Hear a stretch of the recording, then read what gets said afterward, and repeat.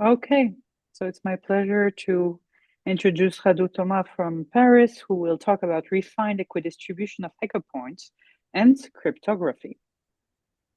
Yeah, thanks so much. Thanks to everyone for being here and for being open, I guess, for a slightly more interdisciplinary talk, I guess. So as you see, I mean, I hope some of this tells you something if you come from the world of automorphic forms, but we also have a little bit of computer science, and I'll try to show how automorphic forms actually have something to say about some questions in cryptography. Cryptology, let's say. Um, and yeah, well, so the thing that ties these two things together are these objects called lattices. Very simple, and I really like them. Really, they're just discrete additive subgroups of some Euclidean space. You have Rn with the standard inner product, and L is going to be is isomorphic to Z's at the end, but of course it can look slightly different. You can squish things, you can rotate and whatever. We'll see more about these lattices later, but yeah, just you might know this. They have a rich theory, and they're just really useful in many areas. Like in number theory, of course, we have famous geometry of numbers of Minkowski. Um, They appear in sphere packings, and I guess they appear also in physics, for instance, in many places, and they're very useful.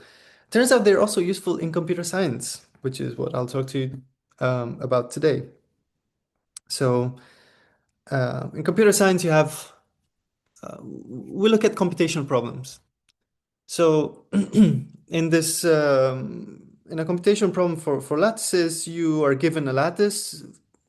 Generally, you're given this lattice through a basis. Okay, this basis could be arbitrary. There's infinitely many bases for a lattice. And some of the problems we'll look at are short vector problems. So the shortest vector problem, SVP, is just find one vector that has the shortest length. Of course, non-zero. There may be several vectors with the shortest length, but okay, find one. Um, there's the approximate version of this where you're allowed to find one that is slightly larger than the shortest, and yeah, you have this factor gamma here. You may want to find a bunch of vectors. So if you're in n dimensions, you might want to find n linearly independent short vectors. This is called the shortest independent vectors problem.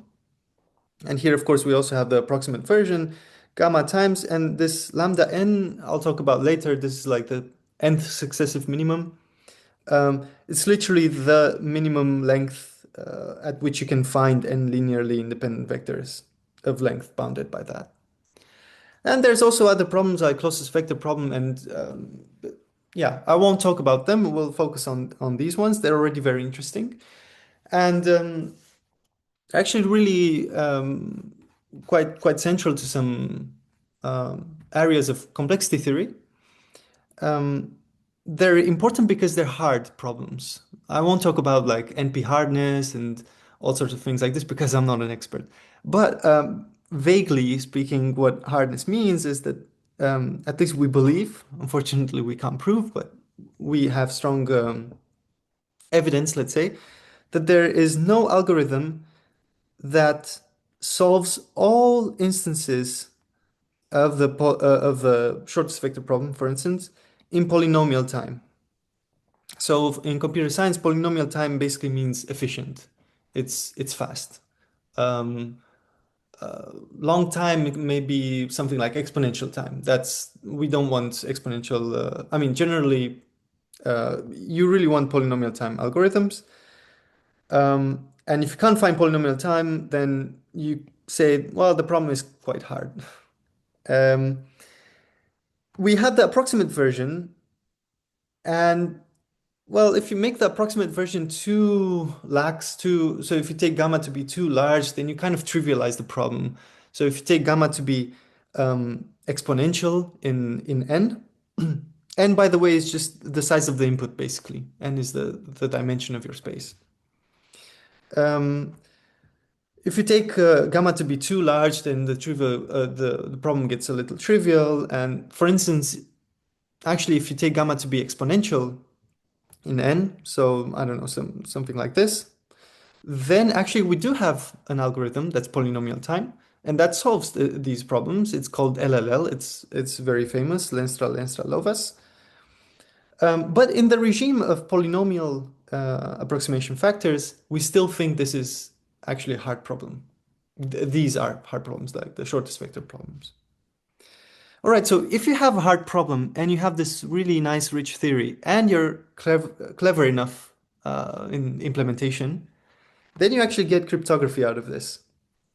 And in the case of lattice problems, you can actually make post-quantum cryptography. This is in some future, possible future, where we have widespread,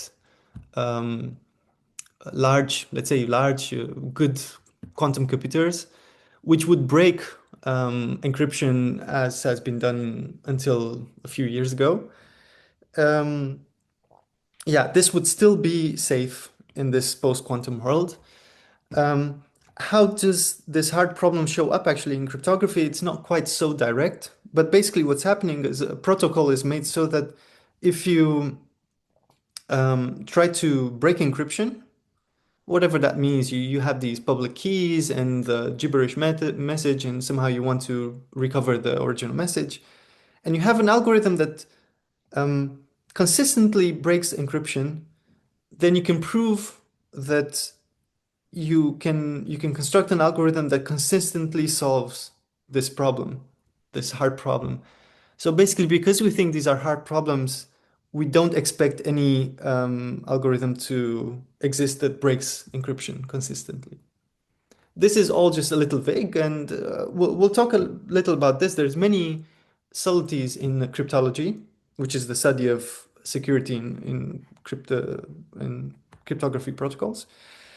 And one of the subtleties that I'd like to talk about, and that are central for my work and my work with my collaborators, is the fact that we really want to study average hardness in applications, especially in cryptography.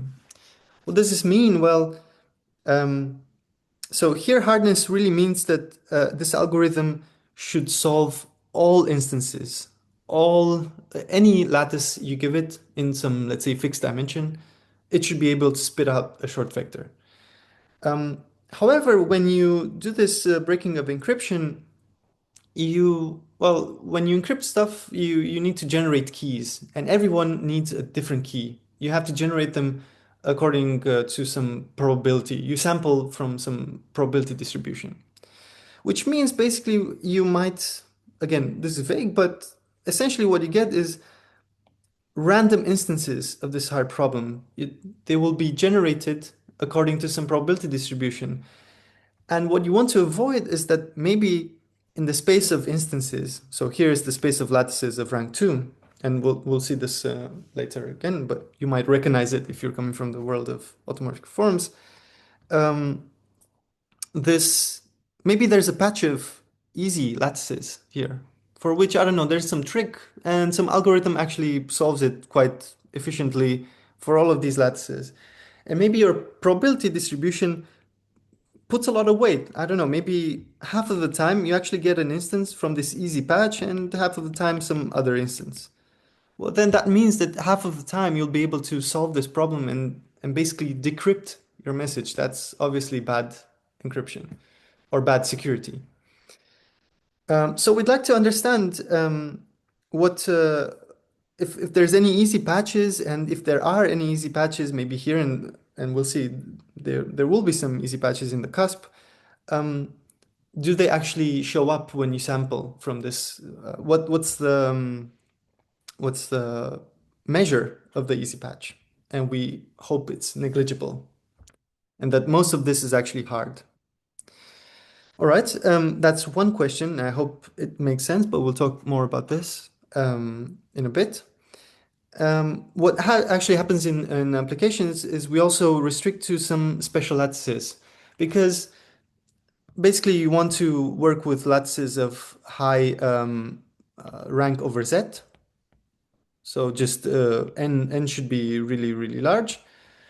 But that means you have to deal with matrices, n times n matrices. That's really clunky. It takes a long time. So you want to speed up the process. You don't want to spend the whole day just encrypting your message. So you use lattices that have algebraic structures, and we'll see later what the definition is, but they're basically modules over the ring of integers of some number field. And that allows you to speed up computations. So we want to study these guys as well, and we want to study average hardness. So what I do with my collaborators, I can't move this. Yes, perfect.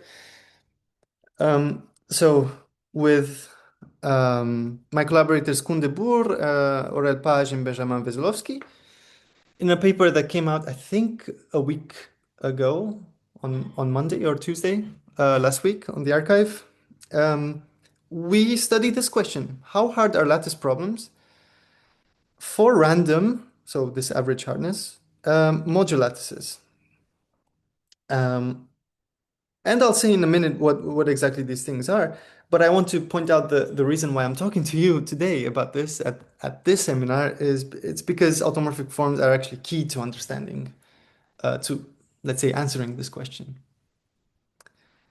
So please let me know if there's any questions at some point about anything about the motivation. And I know that some of this might be new, and for me also, like 3 years ago, it might be hard sometimes to wrap your head around these computational issues.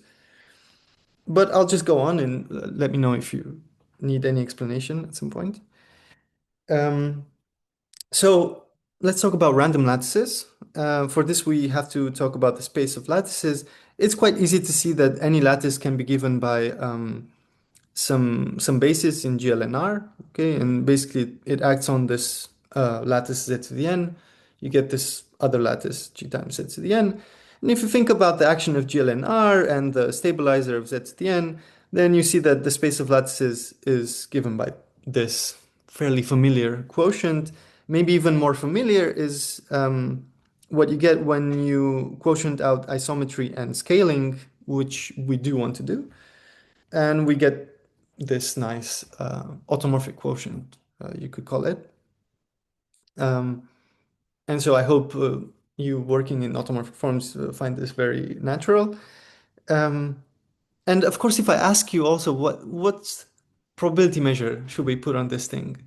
I'm pretty sure most of you will come up with the same answer, and I would also come up with the same answer. Just put the invariant one. Take the Haar measure or a Haar measure on SLNR, let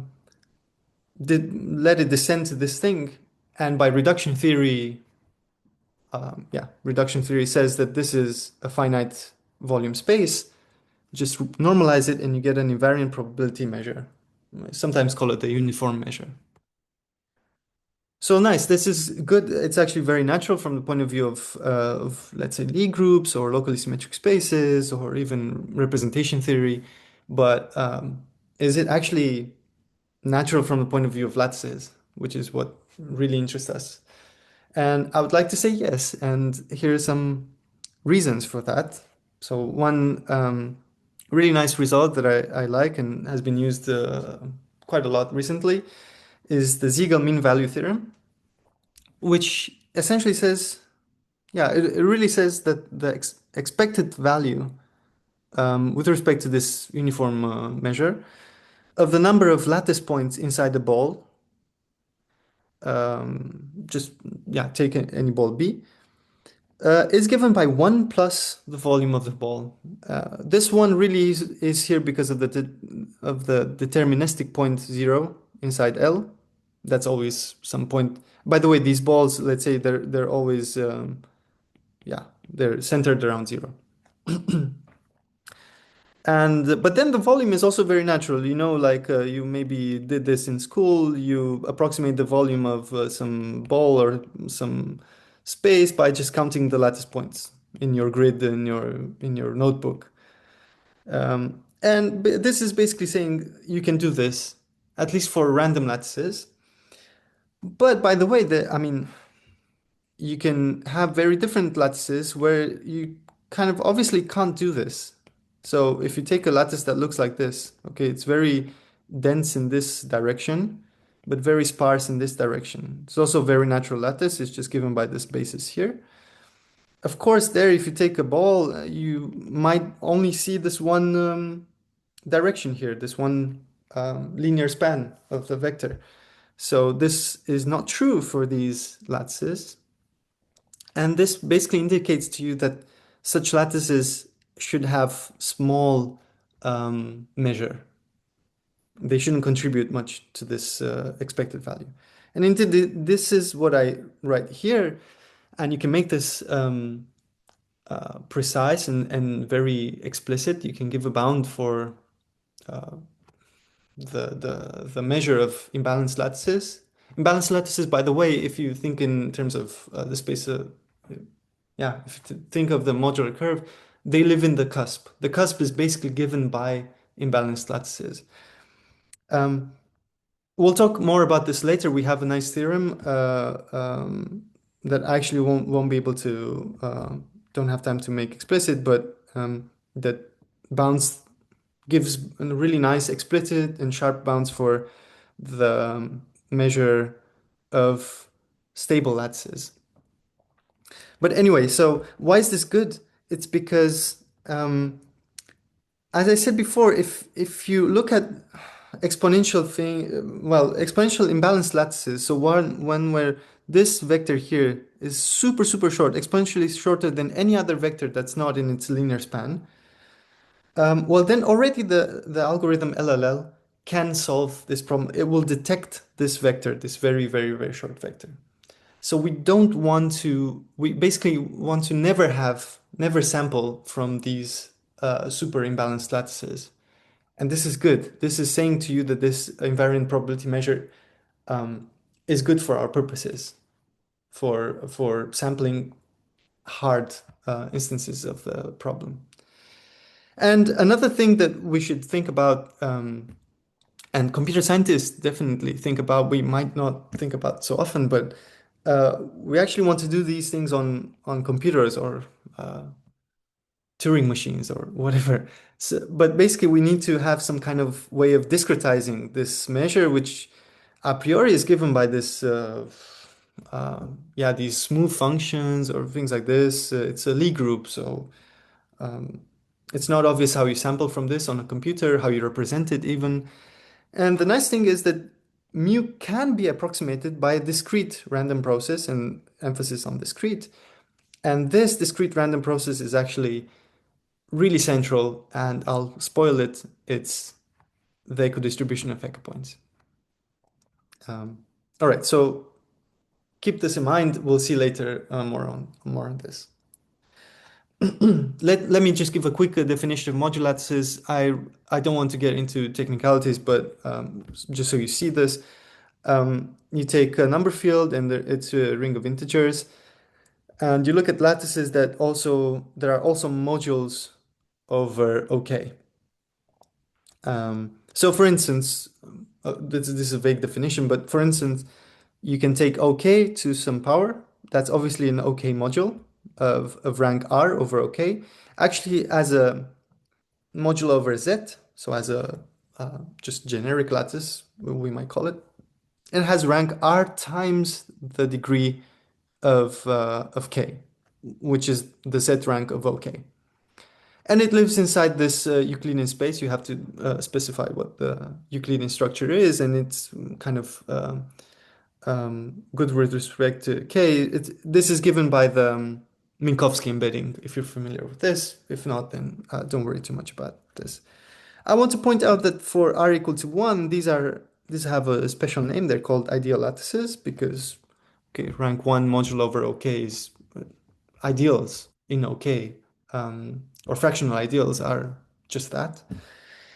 And another way to think about these lattices, especially ideal lattices, for instance, is as a subspace of Xn, where n is this Z rank. So here, if you take real quadratic number fields, this will give you 2, and you take R to be 1, so you look at ideal lattices.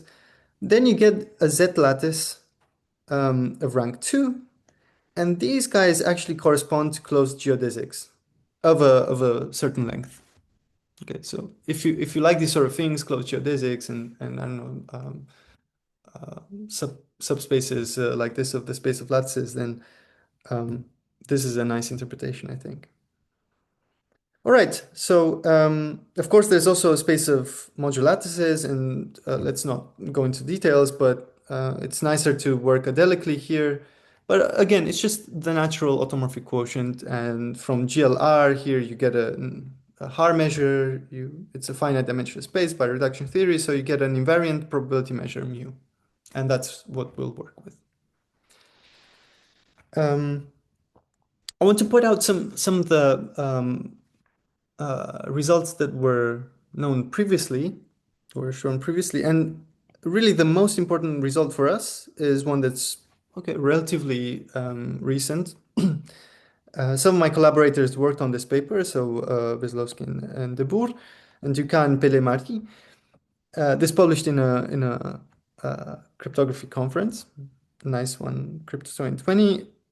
This they give an answer for our question for ideal lattices. They basically showed that ideal lattices um, randomly sampled according to the invariant measure that we just put there, the uniform measure, are as hard for the so the shortest vector problem or variant thereof is as hard for these random lattices as it is for just solving any so solving the problem for any lattice. And we'll see in a minute what this means. This might be slightly strange, but I'll give you an actual theorem in a second. The thing that they used is it's an idea of a random walk, really.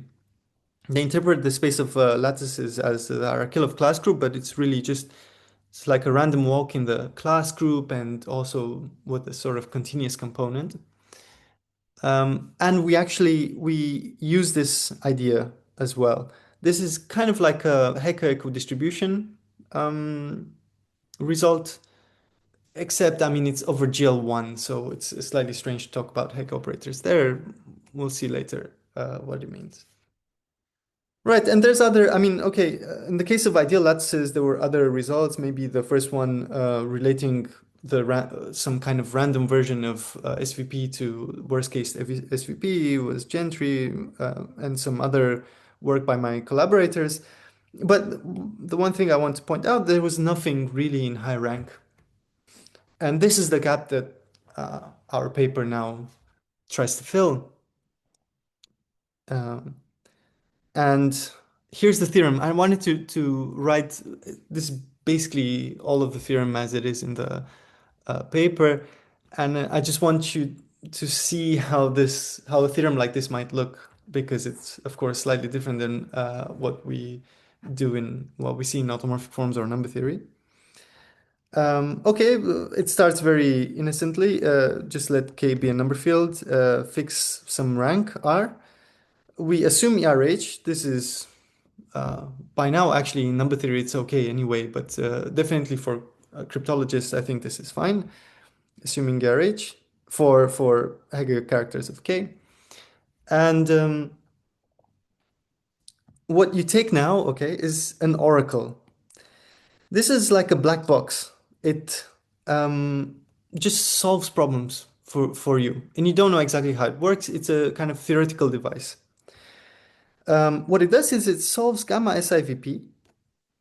I mean, it tries to solve it, and when its input follows this uniform measure, so you just plug in a bunch of inputs, and if they look random according to this uniform measure, then it actually succeeds with good probability. Okay, it actually gives you a solution for gamma SIVP, which means a bunch of short vectors. And given this thing, we can construct, and we do so explicitly, a polynomial time algorithm for the same problem with a slightly different approximation factor for any modular lattice. So we can solve for any modular lattice that you give us. If you also give us this oracle, we can solve it in polynomial time. This approximation factor, we will have to pay some price for this, and it actually increases. So remember that we're really interested in polynomial, in approximation factors that are polynomial in the input. What I'd like to point out here is that n, the actual size of the space, like I said, the z rank is d times r in this case. And what we'll do is we'll fix r.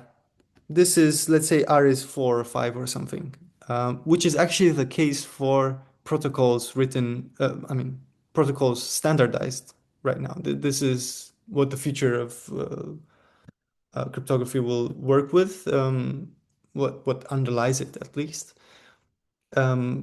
It's generally rank 4 or 5 modular lattices over cyclotomic fields even.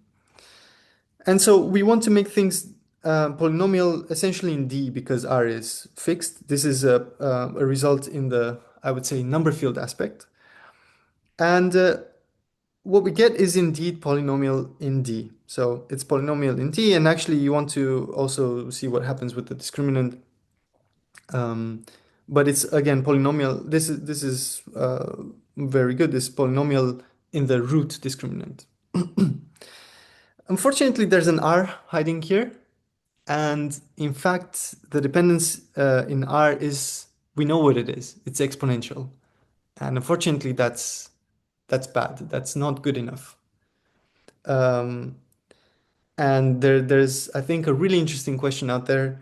Do this, but in the rank aspect, where we don't just fix R, but we basically see R as going to infinity. Maybe even do this just over Q and then let R vary, go to infinity. And this is something we'd like to study more and think is really interesting.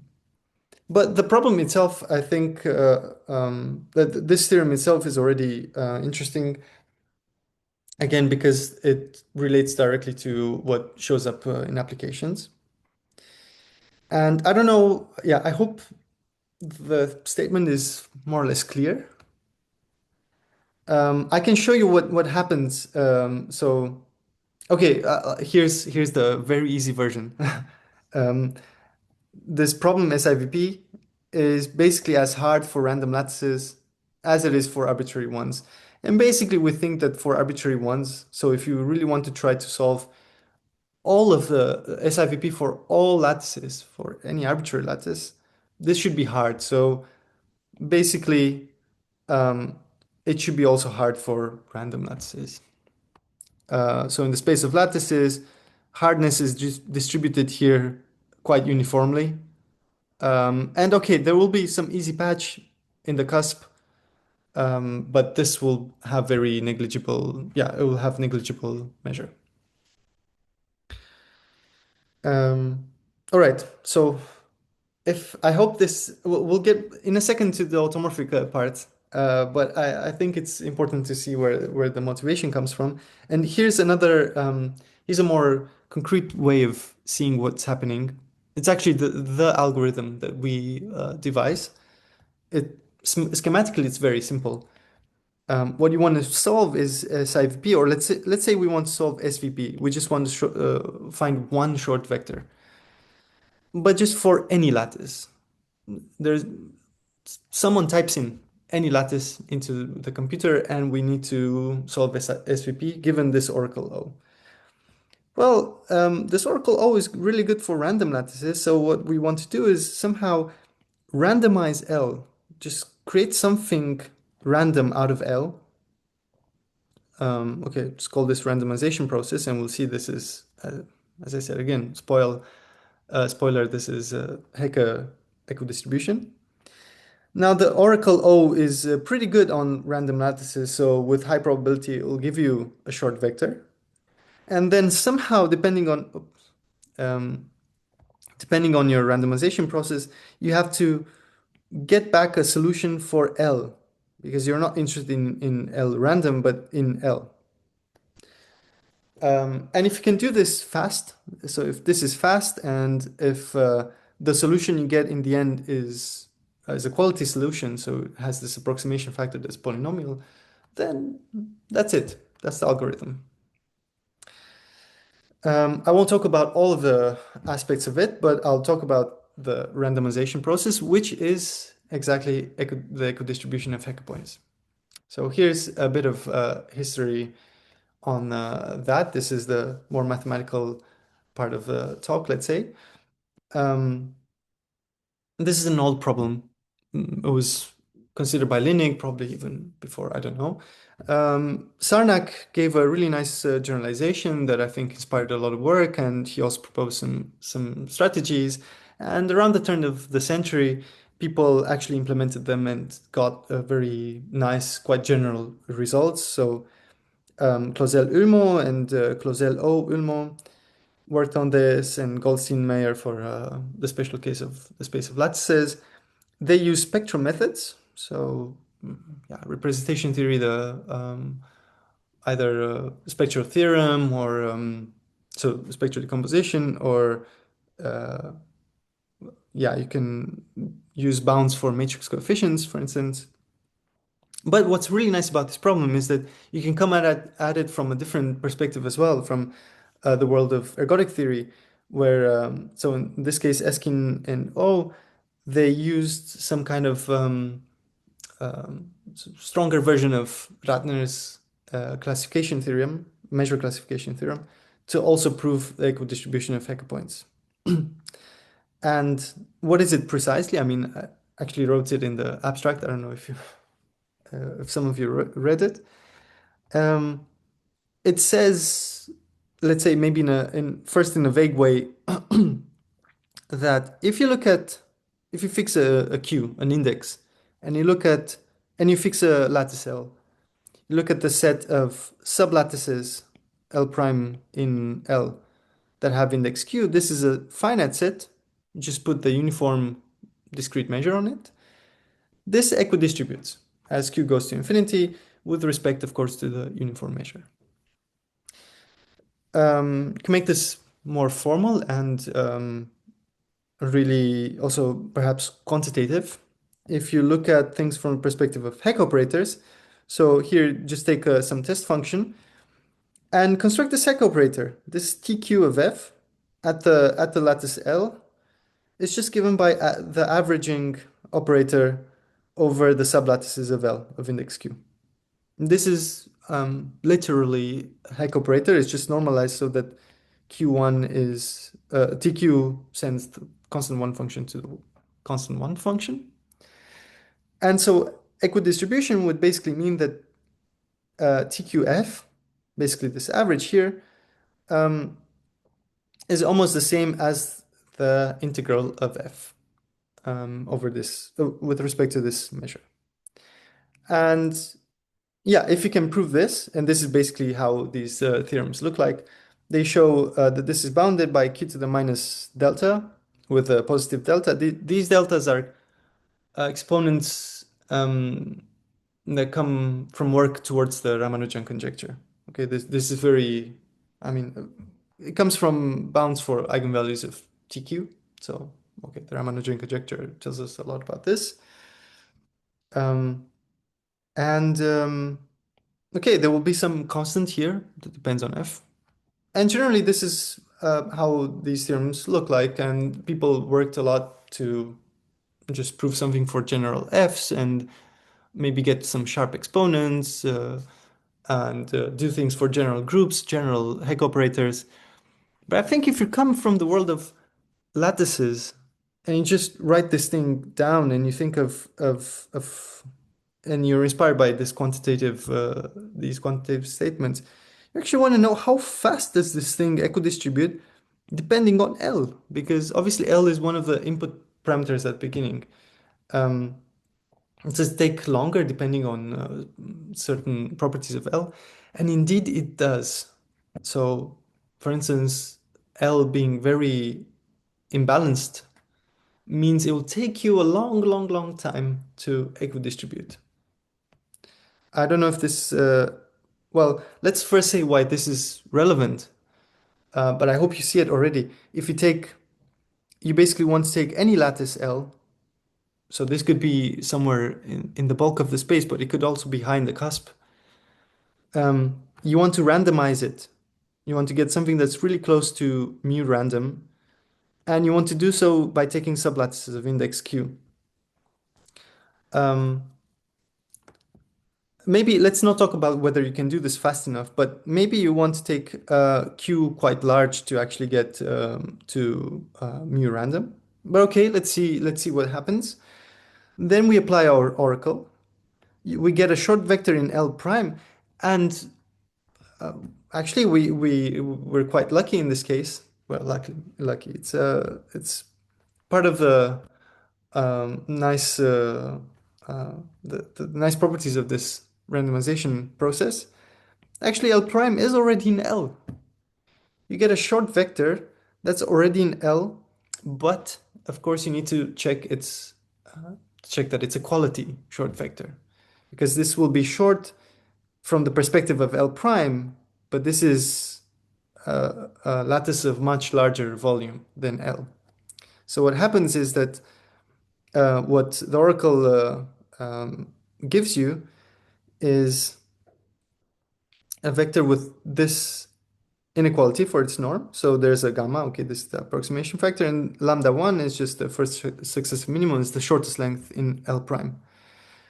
But the shortest length in L prime might be much larger than the shortest length in L, because just think of L prime might be, it's not quite the case, but just scale L, for instance. Of course, then if L prime is just Q times L, then lambda 1 of L prime is just Q times lambda 1 of L. If here the index is Q to the n, so you get an increase of, well, I hope you see that if you have index Q here, you'll get Q to the 1 over n increase. Possible increase, of course, it might not be necessarily the case, but this is the only thing that you can guarantee. And here you take recall that we want this approximation factor to be polynomial in n in this dimension. So we should not take Q too large.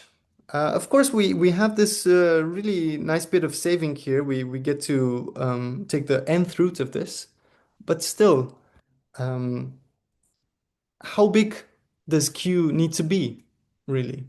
And this is the question. And it's open in the literature on Hecke equidistribution. And unfortunately, we already know a priori, basically, that there will be problems. If L is very imbalanced, somewhere deep in the cusp, then Q will really have to be very large. Just think of a lattice that's really like this. As I told you, random lattices, according to this invariant measure, are balanced. So how do you make this balance? Well, you have to multiply this vector by quite a lot, maybe exponentially, an exponential factor to actually get to something that's roughly looks balanced. Okay. And yeah, question is, how do we make this precise? We introduce this balancedness parameter.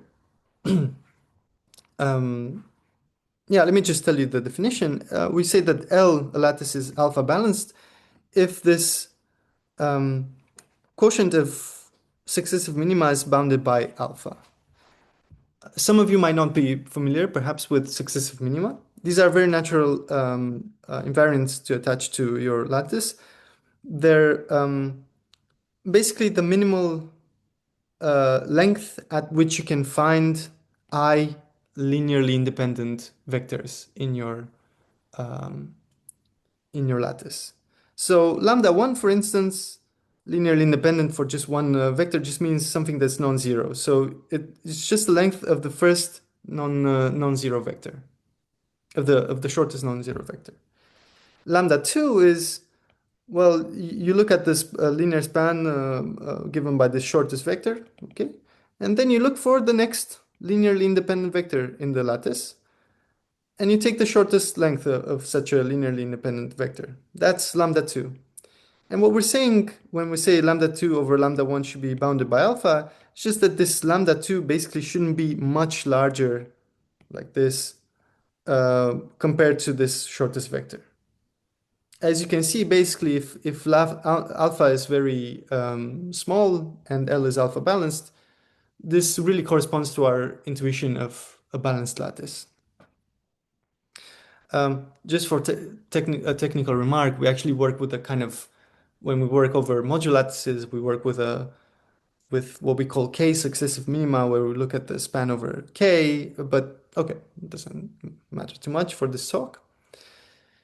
And using this parameter, here's our version of Hecke equidistribution, of the equidistribution of Hecke points, I guess, that actually tells you how fast equidistribution happens in terms of your lattice, in terms of everything, actually. It's very explicit in terms of the dimensions, dimension of the space, and the balancedness of the lattice. Here's a, okay, because the theorem itself is quite involved because we wanted it and needed it to be very explicit. This bound will look very it's very long. So I here for you, for the purposes of today, is a cleaner version for cyclotomics, but we do have something that is valid for any K, for any number field. Here, just take a cyclotomic field, and what we want to do is, okay, what you do is, how do you measure this equidistribution when you start around L? Well, you basically plug in a test function that almost you can't really work with delta functions at L. You have to smoothen this a little bit out, and you take a bump function, okay, on the space of lattices that's somehow concentrated around L. I'll say something about what this function looks like. Gets a little technical, but just imagine a bump function that approximates a delta mass around L. And then we want to understand how fast do the sublattices of of L equidistribute. This is really just an okay. And I should say this is normalized that so that phi L d mu is 1. Okay, it's a bump function. It's a normalized bump function. The equidistribution then of sublattices is captured by this difference, I guess. And we want to bound it. And this is exactly what we bound. I do want to point out that the Hecke operators we need to look at are not just TPs, individuals, but actually we want to look at averages of TPs. You could do dyadic averages, but here we just take all the primes up to some bound. And again, we assume ERH. And if L is alpha balanced, then we get a bound that depends. Here, this is basically an absolute implied constant. Really, there's a lot of epsilons around here that I just didn't want to make explicit. But okay, there's an epsilon in the implied constant. But there's no D or R or anything here. We can make things completely explicit in these. And the main term really will come from this term here. You see there's a B, which is basically the size of these primes, to some small exponent. Okay, this will come from bounds towards Ramanujan. And then some really large values here, really large quantities. You have r squared d in the exponent, even r cubed d in the exponent.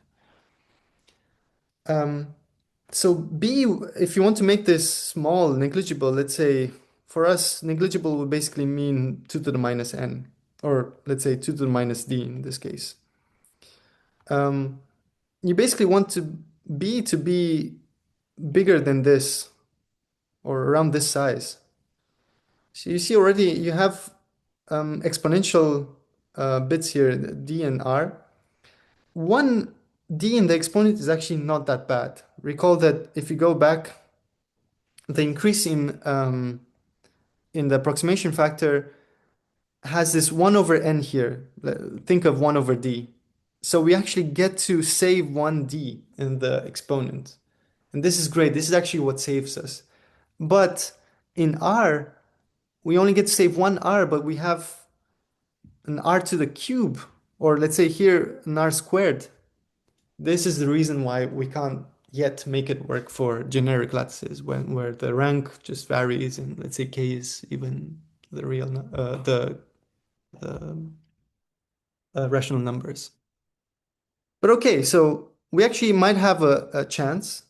But here alpha, of course, also can't be much bigger than basically this factor here, this d. So we can only get a good algorithm using this using what this equidistribution theorem guarantees us if alpha is basically polynomial in D. And this is not great, honestly, because we want to be able to do this for any lattice. Okay, and what we eventually do, and this is the reason why this paper is so long, not even talking about sampling and discretization issues. The paper is like 110 pages long. um, we have to provide three more algorithms and somehow piece them together to actually prove our main theorem. What we do is actually we find a sort of trichotomy in the space of lattices, which I think is quite interesting. I haven't seen this before.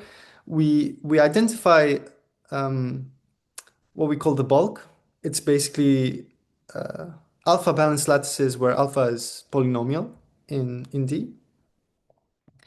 Then we have a flare, which is whatever is not in the bulk, but it's still exponentially balanced. So here alpha is like 2 to the O of D or so, up to here.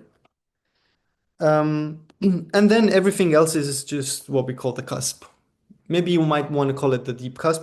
By the way, flare is not a technical term. It's something we coined. I hope it sticks. It's quite nice. It's just because the space of lattices kind of flares up like this, like it starts to become bigger. I don't know. You tell me if you think it's a nice name. And okay, so we actually have different algorithms for each of these spaces. For instance, in the flare, we still apply a kind of idea of taking sublattices, but you have to do it much more carefully. It's a bit of a guessing algorithm. And in fact, we have to apply the whole algebra of Hecke operators to get this to work. And in the cusp, we use LLL, as I've mentioned before. LLL should be very useful in the cusp, but it's, of course, slightly more subtle than that. And it's something I like to call lattice surgery. You use LLL to kind of detect sublattices of lower dimension. You split the lattices into lower dimensional ones, then you kind of piece them together to get, again, lattices of the original dimension, etc., etc. It's a nice argument. I won't talk about these guys. I just want to say more about the equidistribution theorem because, okay, we're in the automorphic form seminar. So here's a few words about the equidistribution theorem, and I want to point out that we follow Clausel-Ullmann. It's a paper they wrote in French before the paper they wrote with He-Oh. And here they analyze TP on the space of lattices using the spectral theorem of Langlands and making the residual spectrum explicit, which we can do for this for the group GLN using Meglin-Walz-Purgé. We won't go through all of this, but this is basically what Meglin-Walz-Purgé gives you. It's a very explicit decomposition. You can, well, you have some sum over partitions of your rank R. Then you have some cuspidal cuspidal representations, and then these induced representations coming from putting representations, all sorts of blocks and things like this. You get this construction of the Speer representation, etc. Okay, this is in the paper. It's actually also in the paper of Clausel-Ullmann. We just do it slightly more generally over number fields. What we also have to do when you work over number fields, and this is the reason for taking T curly P and not just TP directly. There's a there's a big space when you work over number fields where TP actually doesn't have a spectral gap. It acts by characters. It's basically it's seeing GL1 of K inside GLR of K. This is what we call L2 det. It's what we get through kind of pulling back the determinant through the determinant map. And we have its orthogonal complement. So on L2 det, TP actually acts by characters. There is no spectral gap. You can't get like this is smaller than something norm of P to some minus power. It's acting by uh, eigenvalues of absolute value 1. On the other side, on the other hand, here we do have eigenvalues bounded by something, and here you have to do all sorts of computations, local computations, to understand how these Satake parameters go together. In the end, you will have to use some kind of bound for GL2 eigenvalues, and this we take Blomer-Bromley, but really we don't need the best bound ever. We just need some, let's say, constant delta. But yeah, we have really good bounds anyway by Blomer-Bromley, and you piece them together and you get something. To deal with characters, on the other hand, you have to take averages of characters and use the fact that characters, these averages of characters have cancellation. And that's actually why we use some generalizations of the Riemann hypothesis. I won't talk too much about this L2 det contribution. This is actually what they did previously in the paper on ideal lattices. What we do here is we work, well, okay, so we use this theory, the spectral decomposition. We find what happens in the orthogonal subspace. And so we bound this just by these bounds on eigenvalues. And okay, then we're left with phi L minus 1 if you take out all of the eigenvalues. Oh, sorry. And we have no other good idea than just to bound this by the norm of phi L. Okay. And so here, this is exactly what gives you this some of these terms, and especially the b to the minus some nice exponent there. The question is, where does the dependence on L come from? And it's exactly in this norm of phi L. And it's this, actually, this is our new contribution, I would say, essentially. We're trying to understand the size of phi L, where phi L is one of these bump functions. How do you construct such a bump function? I don't have time to talk too much about this, but basically, we have a way of splitting GLR. I mean, you have to somehow define it in this sort of L2 det way and in the orthogonal sense as well. So the way we talk about this is we say we have a splitting of GLR into kind of SLR and GL1 just through the determinant. In the GL1 direction, we use a Gaussian. This is that we can import the results from before. This is what they used also, because Gaussians are very nice for the theory of automorphic forms of GL1, which is just Fourier analysis. And in the SLR direction, so if you want, you can also just imagine what would have happened if we just took K to be Q, and then we just looked at SLNR mod SLNZ, and let's say also SON here. What would you have taken as a test function?